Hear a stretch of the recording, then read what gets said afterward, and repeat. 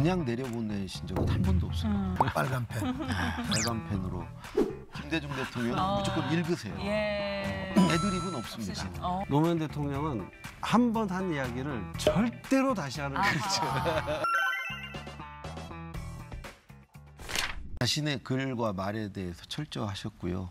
그러니까 초안을 올려드리면 정말 꼼꼼하게 다 고쳐주셨고 그냥 내려보내신 적은 한 번도 없어요. 반드시 고쳐서 그것도 시뻘겋게 고쳐가지고 빨간 펜. 빨간 펜으로 이렇게 뒷장까지 써가면서 네. 한자도 많이 쓰셨는데. 국한문 혼용으로 쓰시죠. 한자로 쓸 수 있는 건 다 한자로 쓰셨어요. 약자로 쓰시니까 한자를 또 읽지 못하는 수가 있잖아요. 그쵸. 우리 같은 사람이. 그러면 이제 다 모여 앉아서 이걸 뭐라고 쓰시. 그 당시만 해도 대통령한테 가서 이거 뭐라고 쓰신 거예요? 이렇게 못 물어봤어요. 우리가 알아서 그건 해결해야지. 예. 근데 정말 꼼꼼하시고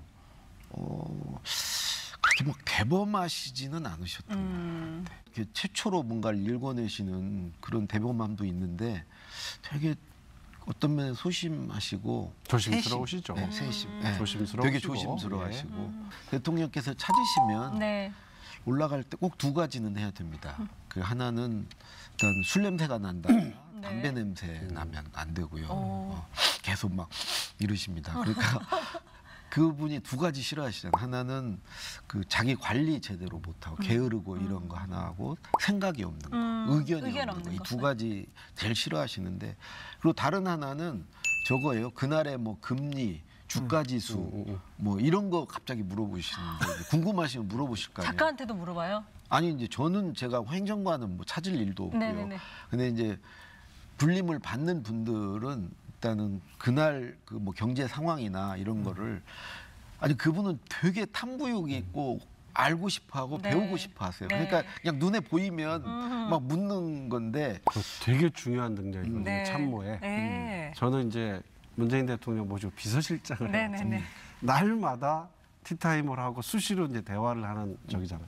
정말 아무거나 물어보시거든요. 그렇죠. 생각나는 대로 궁금해하시고. 노무현 대통령도 똑같아요. 되게 지도자들이 그런 것 같아요. 근데 노무현 대통령이 먼저 물어보시는 거에 대한 대답을 제가 못 하거든요. 그래서 제가 언제부턴가는 묻지 않은 걸 먼저 말을 하는 거예요. 혹시 이런 거 아세요?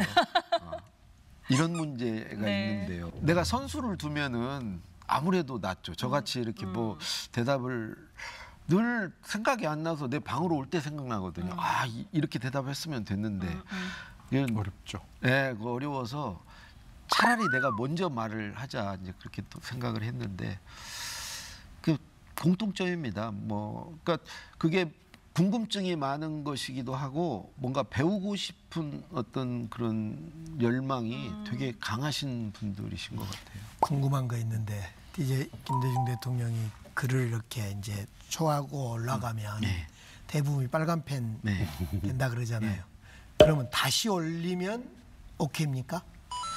몇 번 해야 그거는 김대중 대통령은요 무조건 한 번에 끝납니다. 아 그래요? 고쳐준 거 그대로 낭독본에다 반영을 해서 이제 낭독본을 올려드리면 그 낭독본을 그대로 읽으십니다. 그러니까 뭐 한 번 이상 왔다 갔다 하는 일은 없어요. 그러니까 우리 입장에서는 한 번 올려드리면 일이 끝납니다. 완벽하게 마무리를 지어서 주십니다. 근데 이제 노무현 대통령은 올려드리면 불러서 다시 구술하시고 그러죠. 또 그거 보시고 마음에 안 드시면 또 다시 불러서 현장에서 안 하시기도 하고. 철저히 김대중 대통령은 무조건 읽으세요. 애드립은 없습니다. 사전에 다 준비해서 그걸 읽는 게 이제 예의라고 생각을 하시고 그래서 일단은 그렇게 이제 읽을 것을 사전에 완전히 세팅을 하기 때문에 그러니까 제가 기자들한테 그때는 저는 이제 여당의 이제 막내 국회의원이잖아요. 별 일이 없어요, 사실은. 저 까마득하게. 근데 이제 당에 져서 이제 정부를 뒷받침하고 또 당정 협의를 해가면서 일을 하니까 그때 기자들한테 제일 많이 들은 얘기가 뭐냐면 김대중 대통령은 이제 어떤 현안이 생기면 그걸 치밀하게 준비하고 개념과 계획을 딱 정리하면 그다음부터 무한 반복을 하시는 거예요. 그러시더만. 설정이 되시면. 똑같은 얘기를 정말 몇 번 몇십 번을 들어야 돼요. 옆에 참모들은. 네. 근데 기자들이 어느 날 자기가 기사를 쓰면서 가만 있어봐. 이거 어디서 많이 봤는데 하면 김대중 대통령이 한 이야기를 자기가 자동적으로 기사로 쓰고 있더라는 거예요. 근데 김대중 대통령은 보니까 보통 한번 그렇게 개념을 정리하면 6개월 정도 반복을 해야 네. 국민들한테 국정 운영에서의 어떤 통일성이 되고 국민들에게 설명이 되고 또 동의를 끌어낼 수 있다고 보셨던 것 같아요. 그래서 절대로 지금 얘기하신 것처럼 갑자기 하거나 즉흥적으로 하는 건 없으셨다. 그러니까 나는 10번만 해도 듣는 사람은 처음이다. 네. 그러니까 월드컵 개장식에 다 가셨거든요. 광주에도 아마 오시고 다 가셨는데 그 개장식 연설을 다 똑같이 하셨어요. 그 앞에 부분만 네. 뭐 광주 가면 광주 얘기 어디 잠깐 하고 그 밑은 다 똑같아요. 처음 했을 때 상암에서 했을 때 원고를 진짜 공들여서 만드시고 그걸로 계속 가십니다. 그러니까 모시는 입장에서 우리는 좀 그런 면에서 교육으로 편하죠. 치면 주입식 교육에 가까워지죠. 저것도 있어요. 배경에 네. 과거 이제 야당 총재 시절일 때 보니까 언론에 대한 이 굉장한 어떤 피해 의식도 있으셔서 네. 여지를 안 주시는 거예요. 그러니까 내가 하고자 하는 메시지가 이건데 네. 다른 이야기를 곁들이면 그게 뉴스가 돼버리는 게 흔한 일이거든요. 네, 네, 네. 여지를 안 주시는 거예요. 그분은 그 말이 글 같은 분이세요. 네. 그러니까 그냥 머릿속으로 다 퇴고를 하고 다 정리를 해서 뺄 거 빼고 넣을 거 넣고 고칠 거 고쳐서 말씀하시는 맞아요. 그걸 오랜 정치 생활에서 이렇게 말을 실수했을 때라든가 말 꼬투리가 잡혔을 때 이런 데 많이 당해보셔가지고 그런 거에 철저하시죠. 그래요. 그렇게 해서 하나 딱 정립된 것은 반복 이제 무한 반복. 반복을 해서 이제 사람들 머리에 이제 들어갈 수 우리 있게. 시장님 하반기부터 반복인가요? 우리는 전혀 못하잖아요.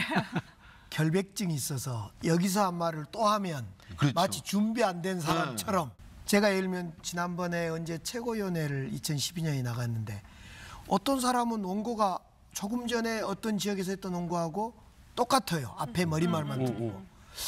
그런데 제 것은 가는 데마다 틀려요. 그런데 나중에 보니까 이 들은 사람 입장은 다 처음 들은 거잖아요. 네. 그렇죠. 세상이.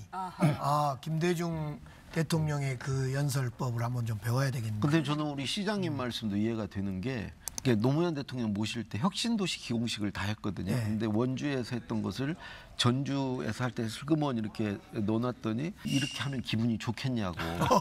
원주에서 다 했던 얘기 와가지고 또 하면은 그 뒤에 듣는 사람 기분이 좋겠냐고. 네. 그 사람들에 대한 예의가 아니라고. 네. 그러니까 우리 시장님은 이제 그렇게 생각하시는 거예요. 근데 이게 저는 제가 노무현 대통령, 김대중 대통령을 그렇게 봤고 노무현 대통령 때는 제가 전국 유세를 이 사회를 보고 다녔단 말이에요. 노무현 대통령은 한 번 한 이야기를 절대로 다시 하는 거죠. 정말 많이 다르셨네요. 거의 소설가들이 한 페이지에 같은 표현을 안 쓰고 싶어하는 만큼 진짜 그러세요. 결벽증이시네요. 근데 네. 이 제가 보면 이 한 나라의 어떤 정치, 특히 이제 언론 환경까지를 감안하면 뭐 장단은 분명히 있는데 요즘엔 또 뭐 이 인터넷이라는 인터넷. 환경이 있어서 또 좀 달라진 것 같긴 해요. 그 시절엔 그저 맞아요. 언론 보도거든요. 김대중 대통령이 맞죠. 네. 그리고 김대중 대통령님은 과거에 그 환경에 저게 굉장히 컸던 것 같아요. 그래서 노무현 대통령은 결코 같은 이야기 그리고 참모가 듣잖아요. 네. 또 수행하는 기자들이 듣고 그럼 멋쩍어 해. 한 얘기 또 할 때 굉장히 멋져봐. 아니 우리도 그래요 사실. 맞아요. 그러니까 그때는 김대중 대통령의 방법이 맞고, 맞았고. 지금은 좀 다르고. 그렇죠. 네. 그럴 수 있어요 충분히. 네, 네.